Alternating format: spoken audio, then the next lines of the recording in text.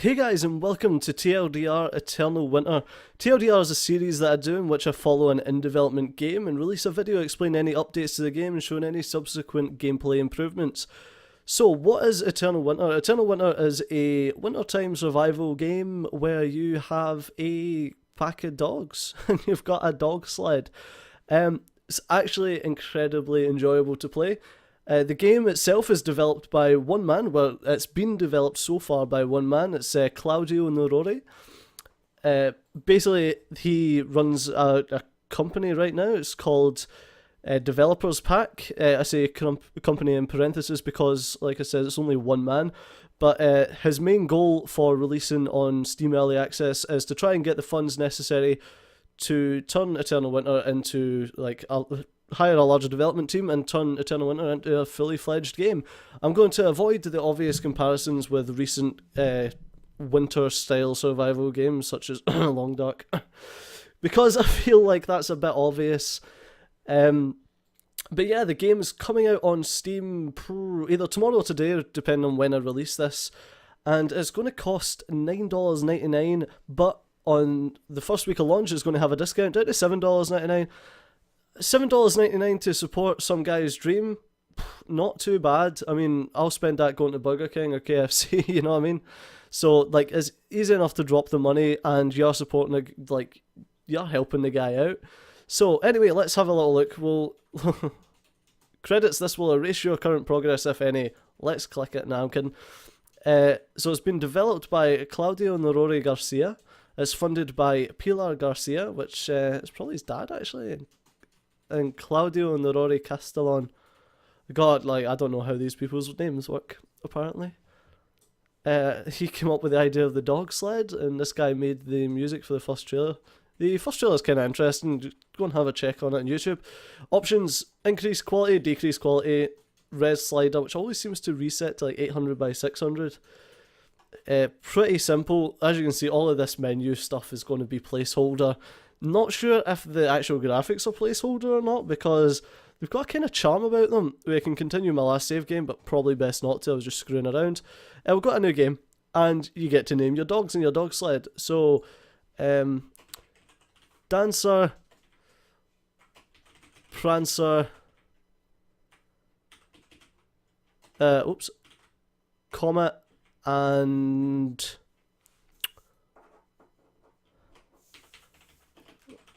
Roll Fizzle Beef. So, what I love about this is that the longer your dog's names get, the smaller the dogs get. So it's like he's being punished for having a long ass name. God, 10 points if you can tell me where Roll Fizzle Beef comes from. And before you say it, no, do not say Northern Line. So yes, here we go. You get your key options on the left hand side. I'm moving my mouse, but it's not. No, I'm kidding. Right, and you get a flashlight and F. Your flashlight's got no batteries, so you're fine leaving it going. So press escape to get out of this menu. But what you do want to do is if you as soon as you start off this game, oh for fuck's sake, I can't remember how to get into my inventory now. H, help me. Oh, it's tab. That's it. God damn it. Right, okay. Exit. Tab into my inventory. Get my tools up. You want to whip out your compass and press M to set it as a waypoint, because you're definitely going to want to come back here. If you see any little icons like that, it means it's lootable. The things on the right are the lootables. This stuff is the stuff that you've got in your inventory that you can then place into the containers. So you want to keep an eye on this place because it's one of the only places in the game that allows you to start a fire, to cook your food, and to go to bed. So let's head outside. You can see our dog sled. We've got Prancer, Dancer, Comet, and Roll Fizzlebeef. You can also store stuff in your dog sled for if you... Obviously, you've got this arbitrary weight limit, and if you reach that weight limit, then you're going to want to store some stuff. Right, let's get going. So, I actually think that the map is huge, but I don't think that it's procedurally generated or anything, because as far as I can remember, there is a lot of different stuff that is in the same places. But we'll check. Because you always, as far as I can remember, your cabin always starts off at the top of this hill. Now let's go and see what's over here. Stuff looks interesting. You can just see stuff on the edge of my vision there. The reason that this is a TLDR, although I feel like you can have about 3 to 4 hours worth of good gameplay in this, it's a TLDR because there's a lot of stuff that isn't fleshed out, and I want to follow it as it keeps progressing, whereas if I do a series, I tend to do the series, then ignore the game after the series is done. So I want to do a TLDR on this so that people can actually see how this game progresses. I don't know, it's one of those things that kind of strikes a chord to me when you see a lone developer actually trying to work stuff out on his own and try to get going. I don't know, I suppose it's because I done entrepreneurship in university. I kind of like seeing people being entrepreneurial. Oh, there's a boar over there. Good, good. So I can show you basically what you do in the early game if you want to murder stuff. So before you get a gun, before you get a hatchet, if you want to murder something, you don't run over it. You just stop right in front of it and get one of your dogs to murder the fucking thing. On you go, Dancer. No, you're supposed to murder it. There we go. And then you can just skin the meat straight away, and you might have seen that flash up really quick. If you didn't, we got two meat on a stick, apparently. But it's two raw meat, basically. So Dancer is now ill. Like, he's got half health because he got owned by that boar. So basically what you can do is you can grab a bandage and bandage it. It'll give him 25% health. Medpack will give him 50% of his health. You can talk to your dog because there's nothing else to do, and that heals it because bugs. So, I'm using a bit of prior knowledge there. Right, let's head off into this little village and see what's there. Oh, it's like, I was going to say, oh, there's like little football goals there, but no, that's just the tops of buildings. Right, the snow must drop off rather rapidly here, like the slope. Because this building's like, it's hardly full, but that one must be at the bottom of a massive fucking hill for it to be that buried. Also, these are anti-grav buildings because the slats don't... I'm ripping the piss, alright? It's work in progress. One thing that I do love about it is that I've kind of worked out the entire lore to this game. So the Eternal Winter has been brought on by the Space Invaders finally getting through, because as you can see, these are not actually snowflakes. They're little shots from Space Invaders, because when they hit the ground they explode. Watch, see it? See, so all those failed games of Space Invaders, this is what you've caused. This is what you've caused. I hope you're happy with yourself. Yeah, being from a country that we get snow quite often, I've never seen snow explode when it lands, so developer, if you're watching, probably a good idea to change that. Snow tends to just land and then that's pretty much it. Ooh, chocolate bar. So I've never really had a reason, you use more of your food meter up when you sprint. I've never really had a reason to just walk around the place. Always tend to just jump back on my doggies. Hey, some beans. Because they're so much faster than you. Plus you're always going to want your dog sled. Also, I'm guessing you've noticed by now, developer, but your compass needle kind of floats away from your actual compass. I'm not sure if that's a resolution thing, because maybe you've got it hard set to a certain area. Ooh, soda. Maybe you've got it hard set to certain pixels or something, that's why it floats. Don't know. I probably shouldn't have moved, is there? I was not the one who designed the game, so I have no idea how he designed it. Oh, okay, that's empty. But I had a bit of a laugh earlier on when I was playing this, trying to identify where he got the sounds from. So I was like, it's a really strange sound that the dogs make, but if you listen carefully. Basically, there's a clip of a dog making a huffy puffy noise. Alright, and as the dogs are moving slower, the clip's been slowed down, and then it gets sped up. It's so funny. Honestly, when I figured that out, I was in stitches. Honestly, I couldn't help myself.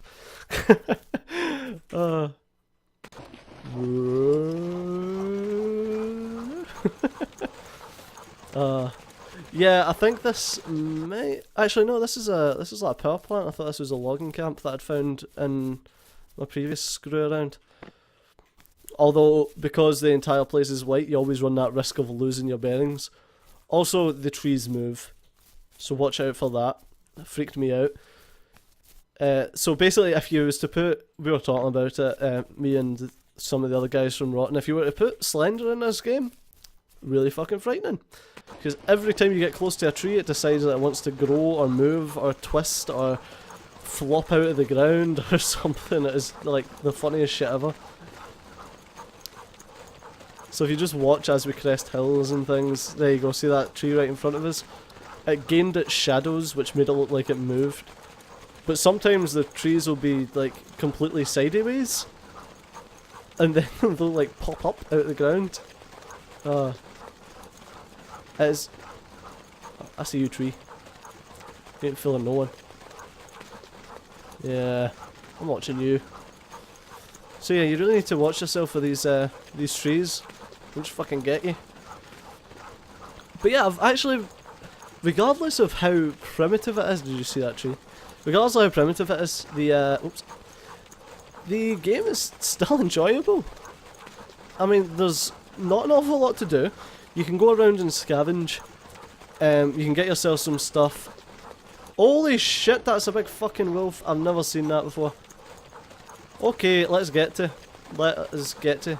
See you later, bitch. You got 4 doggies. You just got 1. I better watch where I'm going so I don't slam into anything. Jeez. I've got a feeling that he would wreck my little doggies. Fucking hell. He's insufferable. Right, probably the best idea just to get going, guys. But yeah, like, there's no lore so far apart from the Space Invaders attacking, and the fact that it's an area that I don't actually have any idea where it's supposed to be set, but I'm guessing it's like Alaska, Canada. It's not Scotland because we don't have dog sleds, but somewhere up the north. Hey, it might be Norway or somewhere like that. It's a landlocked country that is hitting an eternal winter. But other than that, the lore's kind of sparse. I mean, I did play for about an hour or 2 hours before, just to try and see if I could find any lore so I could let you guys into it, but I've not managed to find any like bits of paper lying about. There's no clothing system or heat yet, a la the Long Dark. Obviously I'm going to make, I says I wouldn't make comparisons to the Long Dark, but obviously I'm going to make them. Oh, we found a hatchet. This is another thing that had me like falling from my chair. The animation for this is fantastic. Oh yeah. Oh fucking yeah. You can't hatch a tree. I think it's just a weapon, to be fair. You can't hatchet trees or anything to break apart for firewood. Basically the only thing that I can see you use to make fires is your matches, but why you would want to make a fire, I have no idea. Anyway, let's try and head back to our little cottage. Okay, it looks like we are 180 degrees from it. Turn and circle on these doggies. Not great. Not great. Which is strange considering that, like, those dogs could just go on a 90-degree angle and just whip you around. Talking about whipping, you can't whip your dogs. Although as far as I recall, you can never, like, people don't whip the dogs on a dog sled. They whip above them to, like, give them a fright and make them know that you mean business. Like, nobody actually whips their dogs. I could be wrong, like, nope, I took my hand off my mouse and it fucking flicked up the way. My mouse mat is pish. I really need a new mouse mat. Got a brand new mouse because my old mouse ended up breaking. That's a wobbly ass tree. My old did you see it? Did you see it? Are you watching these trees? I'm just double checking for the big doggy before I jump off. Okay, so we want to turn this way. Oh, look, there's a deer. We can't actually murder it because we don't have a gun, and as far as I recall, you can't chase them down with your doggies. Yeah, because when you're moving, your dogs don't attack, so you need to stop moving for your dogs to attack. So yeah, I'm not sure if there is going to make it procedurally generated or not. But I think you've kind of got two things there. You've got the exact same as the Long Dark, where you can have it just a set map, and then people end up figuring it out, and then people end up being able to min-max really hard by just knowing what areas to hit. Or you can have it a procedurally generated place, where you could end up having just a completely fucked round by not being able to do anything, or you could have an awesome round by finding all the shit that you would ever need within 5 meters from your starting area. But yeah, like, I don't know, there's drawbacks and benefits to both. So, although with procedural generation you've got infinite replayability right there, but obviously it's a bit harder to make. I say a bit because it's obviously not that hard to make. People do it in fucking Minecraft using command blocks, for crying out loud. Right, so that's us back home into our little shelter. We'll start a campfire, make ourselves happy. We won't ignore this button. What does it do? We won't cook any meat because it's pointless. Because you're better off using your raw meat to feed your dog. Actually, your doggies can have cooked meat, although they don't really need anything. You're better using your raw meat, or your cooked meat for that matter, to feed your doggies than eat it yourself, because as far as I've seen, you get a lot of different food. So I've got 660 calories here with a can of beans, and 400 calories with a protein bar. Soda can, 100 calories, 25% hydration, and water, which just restores hydration. But that's going to do us for this episode of TLDR Eternal Winter. I've been Stager, you've been awesome. If you want to check this game out, then click on the Steam link down below. It's in my my description. You'll get the Steam store page straight up, and you can support Claudio Norori in his epic quest for an Eternal Winter. I've been Stager, you've been awesome, and I'll see you next time. Bye bye.